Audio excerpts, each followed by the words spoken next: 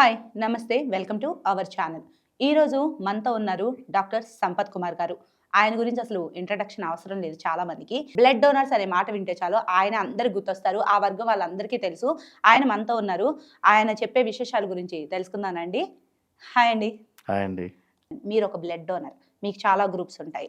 And చాలా మంది తెలిసి ఉంటారు బ్లడ్ డోనర్స్. లేదా మీ చుట్టూ సర్కిల్‌ని మోటివేట్ చేసే ఉంటారు. అందులో డౌటే లేదు. మేము చాలా చూసాం కూడా మీ మోటివేషన్ వల్ల వాసు గారో లేకపోతే ఇట్లా చాలా మంది డొనేట్ చేశారనే విషయం చూసాము. సో, కానీ అయినా మీరెందుకు ఇంకా బ్లడ్ కోసం ఎంతో మందికి షేర్ చేస్తున్నారు. ఇప్పుడు ఒక గ్రూప్ వస్తదండి. ఆ గ్రూప్ ఎక్కడ ఉంటది, ఎవరికి ఉంటదనేది మీకు ఐడియాలు ఉంటాయి. అవునండి. బట్ ఎందుకని ఇంకా మీరు షేర్ చేయాల్సిన పరిస్థితి వస్తుంది? ఇప్పుడు ఇంతమంది సమాజం ఉంది. 10 మంది ఉన్నారనుకుందాం. ఉదాహరణకి ఒక్కళ్ళకి బ్లడ్ కావాలి. 9 మంది ఎందుకు రాలేకపోతున్నారు? సరే ఒక ఇద్దరు అనుకుందాం కొన్ని అనారోగ్య రీత్యా. అందులో మీకు దొరకట్లేదా? కరెక్ట్‌గా చెప్పారండి. అసలు మన భారతదేశంలో గణాంకాలను గనక మీరు పరిశీలిస్తే హ్మ్. ఒక 100 మంది పుడితే వాళ్ళ జీవిత కాలంలో ఒక 5గురు డొనేట్ చేస్తారు. హ్మ్. ఈ 5గురు 95 మంది అసలు వాళ్ళ జీవిత కాలంలో బ్లడ్ డొనేషనే చెయ్యరు. హ్మ్. దానికి కారణాలు హ్మ్. నంబర్ 1 వాళ్ళ ఆరోగ్య పరిస్థితి. హ్మ్. నంబర్ 2 భయం. భయం.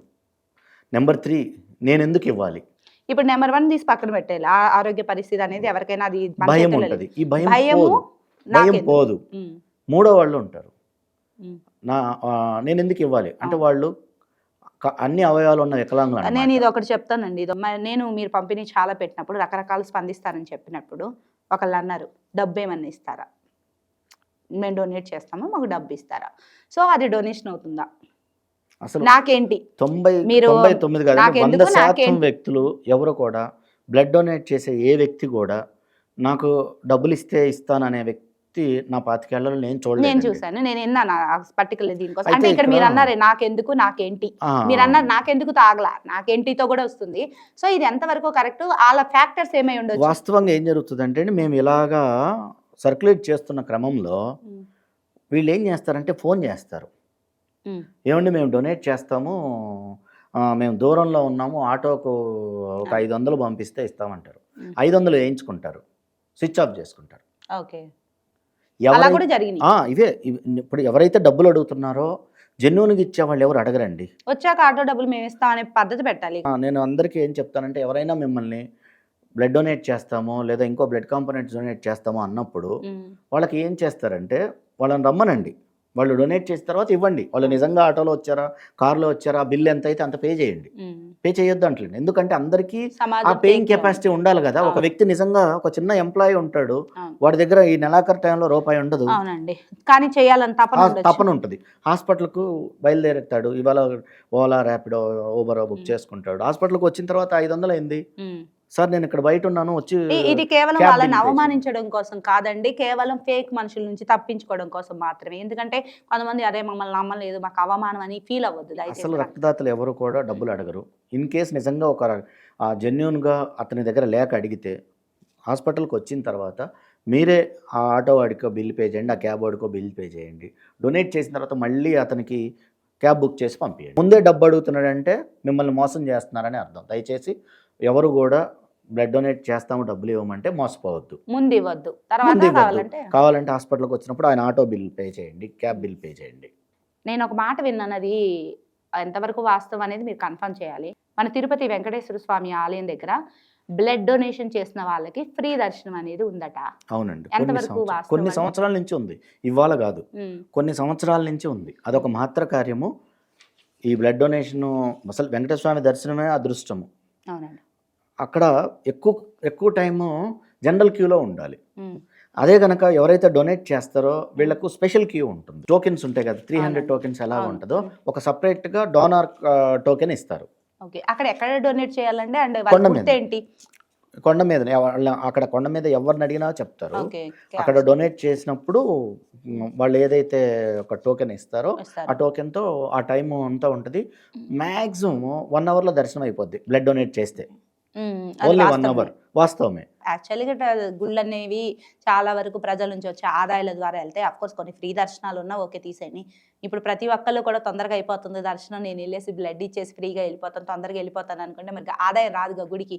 మరెందుకు ఆళ్ళలా ఆ నిర్ణయం తీసుకున్నారు? ఎంత పెట్టినా కూడా మన భారతదేశంలో చాలా తక్కువ మంది స్పందిస్తారు రక్తదానం విషయంలో. హ్మ్. వాళ్ళకున్న ఆరోగ్య పరిస్థితులు కావచ్చు, వాళ్ళకున్న అపోహలు కావచ్చు, నేనెందుకు ఇయ్యాలి అనే కావచ్చు. హ్మ్.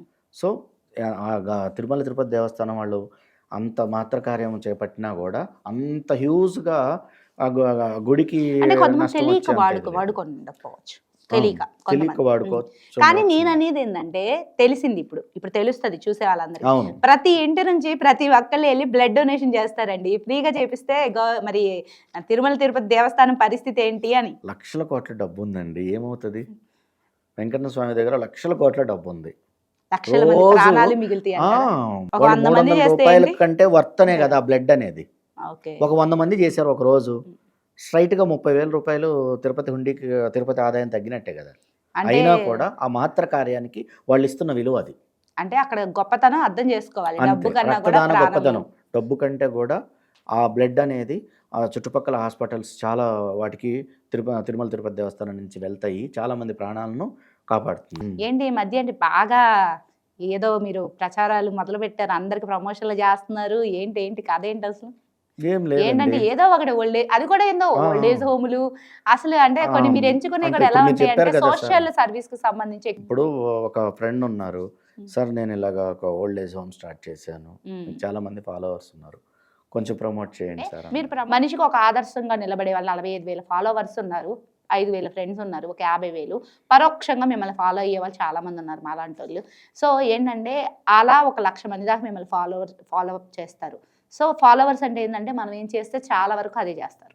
100%. సో మీరు చూపించే దాంట్లో ఏంటంటే అది చాలా వరకు ఎదుటి వాళ్ళ మీద ప్రభావం చూపిస్తుంది కాబట్టి మీరు దానికి రెస్పాన్సిబిలిటీ కాబట్టి జాగ్రత్త చేసుకోవాలి, చూసుకోవాలి ప్రతిదీ. తప్పకుండా అది తప్పకుండా. ఏంటంటే మళ్ళీ మీ మీద ఉంటుంది కదా, సో అలా ఏం చూసుకుంటారు జాగ్రత్త? ఖచ్చితంగా నాకు నిజంగా వాళ్ళు నన్ను అడిగినప్పుడు ఒకసారి అండి దీన్ని ఇంటరప్ట్ చేస్తున్నందుకు ఏమనుకోవద్దు.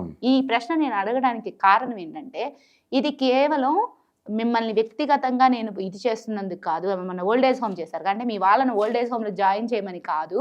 ఇది జస్ట్ ఆ అవైలబిలిటీస్ ఉన్న వాళ్ళ కోసం, ఆ కావాల్సిన వాళ్ళ కోసం మాత్రమే గమనించండి అని పర్టికులర్ మీరు అర్థం వచ్చేలా మెసేజ్ మెన్షన్ పెట్టాను. అంటే నేను చేశారు. బికాజ్ old నేను age- అనుకున్నా ఇదేంటి ఓల్డ్ ఏజ్ హోమ్ ప్రమోషన్ చేస్తే ఈయన ఓల్డ్ ఏజ్ హోమ్ లో పెద్దవాళ్ళని చేర్చొద్దు అంటాడు, I love you but I don't love you అన్నట్టు చెప్పారు అని. అయితే అంటే దాంట్లో చాలా అర్థం అంటే ఉందండి. ఓల్డ్ ఏజ్ హోమ్ నేను ప్రమోట్ చేయట్లేదు. మా అపార్ట్మెంట్ ఉంది మలక్పేటలో.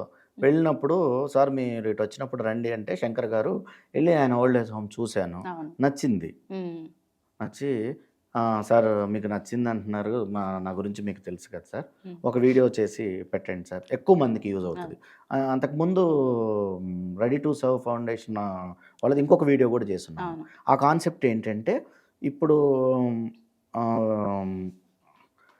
బెడ్స్, వాకర్స్, అవునండి, అవును. అవసరానికి ఆక్సిజన్ తీసుకోవచ్చు. కాన్సన్ట్రేటర్స్ అవును. అవన్నీ కూడా అవసరం ఉన్న వాళ్ళకు ఉచితంగా ఇస్తారు. అవును. వాళ్ళు ఎన్ని రోజులు వాడుకోవాలో అన్ని రోజులు వాడుకొని మళ్ళీ తిరిగి తెచ్చేయాలి. ఉమ్, ఇప్పుడు ఒక ఆక్సిజన్ కాన్సన్ట్రేటర్ కొనాలి అంటే 30 నుంచి 50,000 అవుతుంది. ఉమ్, అందరికీ అంత కెపాసిటీ ఉండదు. అవునండి. మళ్ళీ వాళ్ళ ప్రాబ్లం సాల్వ్ అయిపోయిన తర్వాత అది ఎవరికి అమ్ముకోవాలా? అది డొనేషన్ వచ్చింది కదండి, అమ్ముకోవటం ఎలాగా? ఆ, ఇప్పుడు ఆ పేయింగ్ కెపాసిటీ లేని వాళ్ళు ఒక ఆక్సిజన్ కాన్సన్ట్రేటర్ అక్కడికి వెళ్ళి తెచ్చుకొని వాడుకొని మళ్ళీ వాళ్ళకి హ్యాండ్ ఓవర్ చేయొచ్చు. అలా వీల్ చైర్స్ కూడా ఇస్తున్నారు. వీల్ చైర్ అనేది చాలా important. Wheel chairs, beds, oxygen concentrators, walkers, ఈ 4 ఇస్తారు. ఓకే. అవి కూడా ఫ్రీ ఆఫ్ కాస్ట్. ఓకే. అవును, ఎందుకంటే మీరు ప్రమోషన్ చేసేటప్పుడు కూడా నేను కొన్ని చూసాను. ఇప్పుడు ఓల్డ్ ఏజ్ హోమ్ మీకు చేయాల్సి వచ్చింది ఎందుకంటే అది అవసరమైన వాళ్ళ కోసం. బట్ కానీ మీరు మెన్షన్ చేసిన అందుకే మెన్షన్ చేశాను, వృద్ధాశ్రమాలను ప్రమోట్ చేసే ఉద్దేశం కాదు, కనీసం ఎవరికైనా అవసరం ఉన్న వాళ్ళు వాడుకోండి ఆ ఎందుకంటే ఫెసిలిటీస్. కొంతమంది అయ్యో మన సంపత్ గారు చెప్పారు కాబట్టి మా అమ్మ నాన్న జాయిన్ చేస్తాం అనుకోకుండా మీరు చాలా బాగా చెప్పారు అది నిజంగా. అందుకే ఏ జాగ్రత్తలు తీసుకుంటారు అనేది కూడా నేను అడుగుతుంది మిమ్మల్ని. ఖచ్చితంగా నేను చేసే ప్రతి పనిలో నేను ఆశించి చేసేది ఏముండదు. ఎందుకంటే మీకు చాలా వస్తాయండి ప్రమోషన్స్. ఎందుకంటే మీరు దాంట్లో పర్టికులర్గా ఎంచుకున్నవే చేస్తున్నట్టు అనిపిస్తుంది నాకు. ఎందుకంటే మిమ్మల్ని చాలా మంది అడుగుతారు, అడగొచ్చు, అది తప్పేం లేదు. కానీ మీరు నాకెందుకో వచ్చిన ప్రతిదీ ఒప్పుకోరు, కొన్నే ఒప్పుకుంటారు అనే ఒక నమ్మకం చెయ్యను, అసలు ఎందుకు అనిపించింది అసలు నాకే. చెయ్యను. వాళ్ళు అడిగితే నేను చెయ్యను, నాకు నచ్చితే నేను చేస్తా. ఓకే. ఎందుకంటే డబ్బు తీసుకునే వాళ్ళు డబ్బు కోసం ఏదైనా చేస్తారు. ఓకే. నేను అనుకున్నప్పుడు అదే నేను చేస్తాను. అది దానికి తెలిసి నలుగురు అది ఉపయోగపడితే బెటర్. 100% ఎదుటి వ్యక్తి మీద నమ్మకం ఉండాలి. ఇది